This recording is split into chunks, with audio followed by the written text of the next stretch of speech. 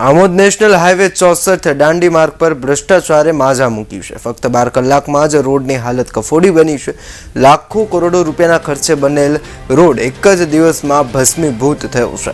Contractor અને engineer અને અધિકારીઓની મિલીભગતથી વારંવાર રોડ ફક્ત ગણતરીના દિવસોમાં તૂટી જતા આમોદ તાલુકા કોંગ્રેસ પ્રમુખ અને જંબુસર વિધાનસભાના યુથ કોંગ્રેસના પ્રમુખ દ્વારા કોન્ટ્રાક્ટર અને અધિકારીઓ પર આકરા પ્રહારો કર્યા છે।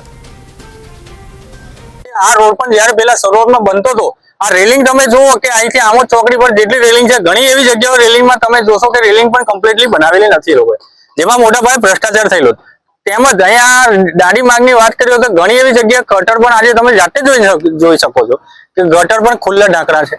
અવારનવાર ઘણી ગાડીઓના પણ ત્યાં એક્સિડન્ટ થાય છે, તે છતાં આ તંત્રની કોઈ જ ઊંઘ ઉઠતી નથી। આવનારા સમયમાં કોંગ્રેસ દ્વારા શું પગલાં લેવા? આવનારા સમયમાં ફરીથી અમે કહેવા માંગે છે કે જો આવનારા સમયમાં અહીંયા કોઈ તટસ્થ કામગીરી કરવામાં નહીં આવે કે કોન્ટ્રાક્ટર કે અધિકારીઓ પર કોઈ એમના પર પગલાં લેવામાં નહીં આવશે, અમે કોંગ્રેસ તરફથી અહીંયા રોડ રસ્તા રોકો આંદોલન કરવામાં આવશે, જેની સંપૂર્ણ જવાબદારી પ્રશાસન તંત્રની રહેશે।